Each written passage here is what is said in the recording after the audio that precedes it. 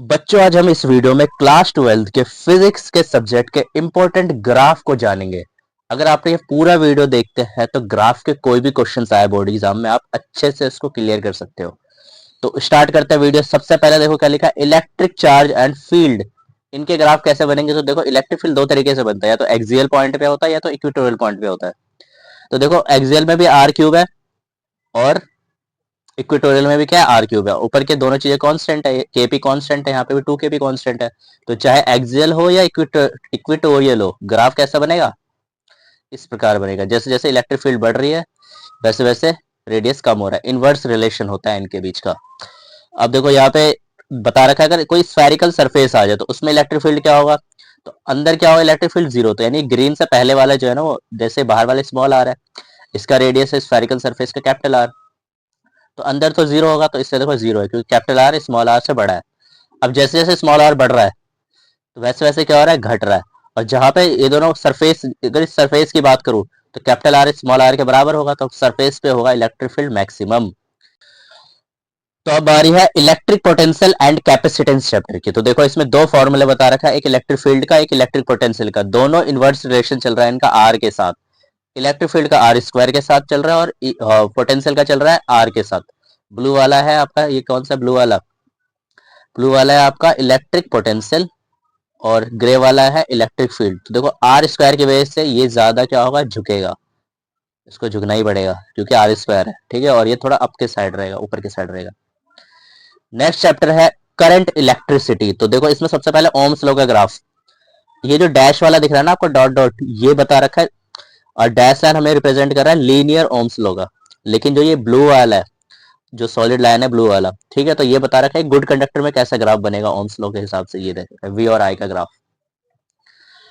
अगर डायोड आ जाए, ठीक है, तो डायोड आने से क्या होता है? देखो, characteristics curves of a diode. तो ये थोड़ा इतना कर्व हो जाता है, समझ में आ रहा है? डायोड के आने से ये इतना कर्व हो जाएगा। ओके। नेक्स्ट है variation of current versus voltage. Current versus voltage का वेरिएशन कैसे कैसे होगा? देखो, अगर नेगेटिव रेजिस्टेंस का रीजन आया, देखो पहले तो नॉर्मली चल रहा था लीनियर। अब जैसे नॉन लीनियर आया, ये नॉन लीनियर वाला रीजन हो जाएगा। नेगेटिव रेजिस्टेंस रीजन तब बोलेंगे जब जैसे जैसे क्या होगा, करंट का डिक्लाइन होगा। देखो, करंट जैसे जैसे कम हो रहा है, वोल्टेज कैसे बढ़ रहा है? करंट कम होने से क्या हो रहा है, वोल्टेज बढ़ रहा है। वोल्टेज बढ़ रहा है ना, तो ये होता है हमारा नेगेटिव रेजिस्टेंस रीजन। अब यहाँ तीन ग्राफ दे रखा है आपको, एक है कॉपर का, एक है निक्रोम का, और एक है किसी भी टिपिकल सेमीकंडक्टर का। तो सेमीकंडक्टर का जो ग्राफ बनता है रेजिस्टिविटी और टेम्परेचर के, वो बनता है इस टाइप का कर्व, ठीक है। रेजिस्टिविटी का ग्राफ है पूरा। और निक्रोम का कैसा बनेगा? पहले तो कांस्टेंट रहेगा, फिर धीरे धीरे बढ़ जाएगा हमारा टेम्परेचर, तो क्या होगा, रेजिस्टिविटी भी बढ़ेगी। यहाँ पे क्या हो रहा है, टेम्परेचर बढ़ रहा है और एक टाइम पे क्या होगा, रेजिस्टिविटी हाईएस्ट हो जाएगा इसके अंदर। क्लियर है? 10⁻⁻8 ओम मीटर में दे रखा है आपको रेजिस्टिविटी। तो बच्चों, बारी है chapter 4 moving charges and magnetism की। इसमें देखो क्या लिखा है, magnetic field on the axis of a circular current loop. तो मैग्नेटिक फील्ड का फॉर्मूला क्या होता है? इसमें भी देखो इनवर्स रिलेशन चल रहा है आर का। तो इनवर्स रिलेशन में क्या होगा, जैसे मान लो ये वाला एक्सिस है मैग्नेटिक फील्ड का और ये है आर का, रेडियस का। तो जैसे जैसे मैग्नेटिक फील्ड बढ़ रहा है वैसे वैसे रेडियस क्या हो रहा है, घट रहा है। और जैसे जैसे रेडियस घट रहा है वैसे वैसे मैग्नेटिक फील्ड बढ़ रहा है। समझ में आ रहा है? तो ये था इसका ग्राफ। उसके बाद है यहाँ पे, अगर स्फेरिकल सरफेस आ जाए तो जब तक हमारा, मान लो ये स्मॉल वाला स्फेयर जो है हमारा, उसका रेडियस है ए, ठीक है, और बाहर वाला रेडियस है आर। तो जैसे जैसे कैप स्मॉल, मतलब जैसे जैसे रेडियस, बाहर वाला रेडियस यानी स्मॉल आर अगर ग्रेटर देन हो जाए ना ए से, तो जो मैग्नेटिक फील्ड होता है उसका कैसा रिलेशन चलता है, इनवर्स रिलेशन चलता है। समझ में आया? अगर ए क्या हो जाए, बड़ा हो जाए कैपिटल आर से, तो बी का जो रिलेशन चलता है वो कैसा चलता है, डायरेक्टली चलता है रेडियस से। तो उसके हिसाब से ग्राफ है, देखो डायरेक्टली का सीधा स्ट्रेट बन रहा है एक स्लोप, और इनवर्स का बन गया कर्व। और जब दोनों बराबर हो जाए, ए और आर इक्वल हो जाए, तो ये बनता है मैक्सिमम। समझ में आ रहा है? मैक्सिमम मैग्नेटिक फील्ड बनता है वहां पे। तो यही था स्फेरिकल बॉडी का ग्राफ। समझ में आ रहा है? अब देखो इसमें तीन दे रखा है, डायमैग्नेटिक, पैरामैग्नेटिक और फेरोमैग्नेटिक। तो डायमैग्नेटिक की बात करें तो ससेप्टिबिलिटी जो होता है ना उसमें बहुत कम होता है और नेगेटिव होता है। जब नेगेटिव है तो ये चले जाएगा नेगेटिव वाले पोर्शन में, तो देखो नेगेटिव वाले पोर्शन में चले गया इसका ससेप्टिबिलिटी। पैरामैग्नेटिक में क्या होता है, टेम्परेचर के इनवर्सली प्रोपोर्शनल होता है। अब इनवर्सली प्रोपोर्शनल है तो ग्राफ ऐसे बनेगा कर्व, और स्मॉल होता है इसमें, मेन बात है कि स्मॉल बनता है और पॉजिटिव के साइड बनता है पैरामैग्नेटिक में। और फेरोमैग्नेटिज्म में क्या होता है, ससेप्टिबिलिटी बहुत ही ज्यादा बड़ा होता है और साथ में पॉजिटिव होते हैं और टेम्परेचर डिपेंडेंट होते हैं। तो टेम्परेचर के डिपेंडेंट के वजह से तो ये कर्व ऐसा ही बन सकता है और ऐसा ही बन सकता है, जिसमें से टीसी दे रखा है आपको क्यूरी टेम्परेचर। क्या दे रखा है, क्यूरी टेम्परेचर। और मैक्सिमम कहाँ पे हो जाएगा, क्यूरी टेम्परेचर का हो जाएगा मैक्सिमम। क्यूरी टेम्परेचर पे मैक्सिमम हो जाता है हमारा ससेप्टिबिलिटी, बाकी कर्व चलता रहता है हमारा, इनवर्स रिलेशन है ना, तो इसलिए। समझ में आ रहा है।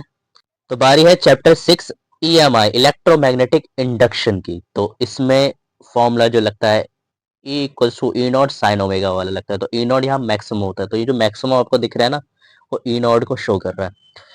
समझ में आ रहा है। और एंगल के हिसाब से ये कर्व होते जाएगा, और जितना जैसे एंगल जैसे साइन 60 हो गया, साइन 30 हो गया, तो अलग अलग एंगल पे अलग अलग कर्व बनता है इसके अंदर। अब बनेगा इसी टाइप का, समझ में आ रहा है, जैसे वेव का फॉर्म होता है ना उसी टाइप का बनता है इसके अंदर। नेक्स्ट बारी है चैप्टर 7 एसी ऑल्टरनेटिंग करंट में। तो इसमें पहले दो है, voltage applied to a resistor और voltage applied to a inductor. तो पहले रजिस्टर की बात कर लेते हो, तो वी का फॉर्मूला क्या होता है, V not sine omega T. तो इसमें भी एंगल के हिसाब से उतना कर्व होते रहेगा, लेकिन वी नॉट का जो ग्राफ बनता है वो थोड़ा ज्यादा बनता है, ठीक है, और करंट का थोड़ा कम बनता है। ग्रे वाला आपका करंट है, आई नॉट यहाँ मैक्सिमम बता रखा है, तो ये मैक्सिमम वाला है, ठीक है। इंडक्टर की केस की बात करें तो इंडक्टर में भी सेम वही चलेगा, ठीक है, इंडक्टर में भी वही चलेगा। वी नॉट थोड़ा बड़ा होता है और आई नोड उससे थोड़ा सा छोटा होता है, समझ में आया। लेकिन आई नोड इसमें नेगेटिव पोर्शन में जाके बनता है। नेक्स्ट बारी है voltage apply to a capacitor only. अब कैपेसिटर पे क्या होगा, देखो कैपेसिटर में जो करंट होता है, करंट पॉजिटिव थोड़ा सा पहले रेस्ट पे रहता है, फिर अचानक से बढ़ना स्टार्ट होता है करंट इसमें, लेकिन वोल्टेज वही चलेगा जैसा चल रहा था, क्योंकि इसमें ओमेगा टी में प्लस, ओमेगा टी में प्लस पाई बाय 2 होता है, और उसमें क्या था, ओमेगा टी में प्लस माइनस पाई बाय 2 था, ठीक है। ओमेगा टी में माइनस पाई बाय 2, उसमें था ओमेगा टी में प्लस प्लस पाई बाय 2।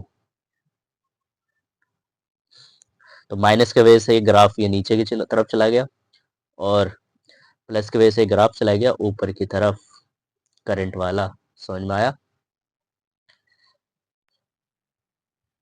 तो करते हैं अब रेजोनेंस के ग्राफ को। देखो रेजोनेंस जो होता है ना वो भी इनवर्स रिलेशन में आता है रेजिस्टेंस के। तो जैसे 100 ओम था और 200 ओम है, तो 100 ओम पे जो रेजोनेंस है ना वो बहुत ही ज्यादा हो रहा है, और 200 ओम पे उससे थोड़ा सा कम हो रहा है।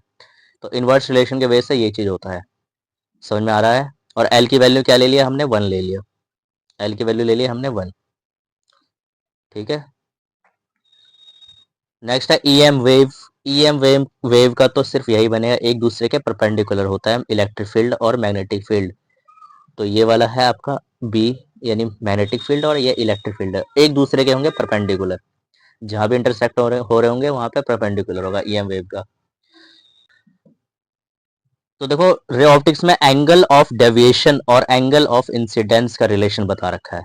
तो अगर एंगल ऑफ इंसिडेंस बराबर हो जाए किसके, एंगल ऑफ एमरजेंस के, तो मिनिमम होने लग जाता है हमारा, इस टाइप का, ठीक है। और मैक्सिमम कब होगा, देखो एंगल ऑफ डेविएशन 60 पे है या 50 पे है, तो ये कितना हो रहा है, एंगल ऑफ इंसिडेंस 40 हो रहा है। तो ये रिलेशन है इसका, ये है रे ऑप्टिक्स का रिलेशन, ठीक है। अचानक से बढ़ रहा है, अचानक से घट रहा है। Now young double slit experiment. तो यंग डबल स्लिट एक्सपेरिमेंट में इनका जो विथ होता है ना सबका सेम रहता है, ठीक है। लिखा ना photograph and the graph of the intensity distribution young model young double slit experiment. तो पाथ डिफरेंस सबका सेम रहता है। करंट मैक्सिमम कहाँ पे हो रहा है, ये वाला मैक्सिमम हो रहा है, लेकिन इनके पाथ डिफरेंस क्या होंगे, सेम होंगे। नाउ डिफ्रैक्शन की बारी है।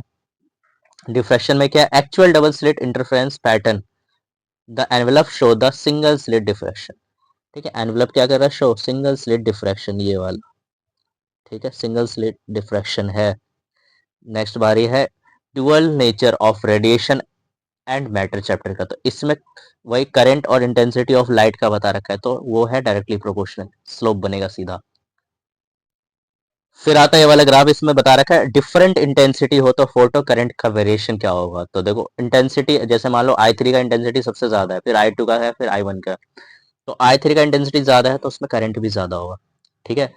लेकिन रिटार्डिंग पोटेंशियल यानी स्टॉपिंग पोटेंशियल क्या होगा, सबका क्या होना चाहिए, फिक्स होना चाहिए, तब ये होगा। अब अगला बारी, अगर हम फ्रीक्वेंसी अलग अलग अलग कर दे, डिफरेंट फ्रीक्वेंसी से निकाले, देखो डिफरेंट फ्रीक्वेंसी से निकाल रहे हैं तो क्या होगा, फोटो करंट सेम हो जाएगा एक टाइम पे सबका, ठीक है। तो डिफरेंट फ्रीक्वेंसी की वजह से ये आएगा वेरिएशन, किसमें, फोटो करंट के अंदर। सैचुरेशन करंट इतना हो रहा है इसमें। तो अब बता रखा है variation of stopping potential V not with frequency mu of incident radiation for a given photo sensitive material. तो अगर मान लो वी, ये जो है तुम्हारा फ्रीक्वेंसी वी नॉट से ज्यादा हो जाए, तो उस वक्त क्या होगा, फ्रीक्वेंसी में थोड़ी सी बढ़ोतरी होगी, फिर उस समय स्टॉपिंग पोटेंशियल जीरो चलेगा, फिर धीरे धीरे बढ़ेगा। तो ये मेटल ए की बात हो रही है। अगर मान लो मेटल बी में ऐसा केस हो जाए कि वी बड़ा हो जाए वी नॉट से, तब ऐसा होगा। तो अलग अलग मेटल का अलग अलग हिसाब किताब है, ठीक है। नाउ एटम का चैप्टर है, इसमें स्कैटरिंग एंगल बता रखा है, तो ये भी इनवर्स रिलेशन चलता है स्कैटरिंग एंगल का, समझ में आ रहा है। तो 10⁻⁷ स्कैटर्ड पार्टिकल होगा 20 डिग्री पे, अलग अलग डिग्री पे अलग अलग पार्टिकल्स क्या हो रहा है, स्कैटर्ड हो रहा है, डिटेक्शन हो रहा था जब वो एक्सपेरिमेंट हुआ था अल्फा पार्टिकल का, समझ में आया। नाउ ये टोटल एनर्जी का ग्राफ है। लाइमन सीरीज में क्या होता है, एन की वैल्यू 1 होती है ग्राउंड स्टेट पे, बाल्मर में एन की वैल्यू 2 होती है, एन की वैल्यू 3 होती है पास्टन पे, ब्रैकेट पे एन की वैल्यू 4 होती है, ठीक है। तो ये ग्राफ है लाइन स्पेक्ट्रम की, ये आता है पेपर में। नेक्स्ट, तो अब चैप्टर 13 की बारी है न्यूक्लियाई में। इसमें पोटेंशियल एनर्जी का ग्राफ दे रखा है आपको, ठीक है। तो यहाँ दे रखा है RFM में, ठीक है, और यहाँ दे रखा है मेगा इलेक्ट्रॉन वोल्ट में पोटेंशियल एनर्जी।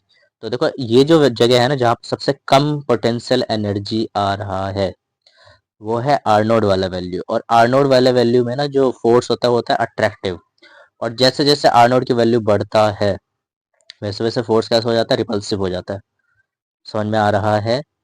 फिर आपको ये ग्राफ रिवर्स बायस और फॉरवर्ड बायस का ग्राफ करके जाना है। उसके बाद हाफ वेव रेक्टिफायर का ये वाला ग्राफ, जिसमें इनपुट और आउटपुट दोनों पता होने चाहिए आपको, ठीक है, और फुल वेव रेक्टिफायर का भी ग्राफ, ठीक है। तो वीडियो होता है यहीं पे खत्म, मिलते हैं अगले वीडियो में अगले नए टॉपिक के साथ।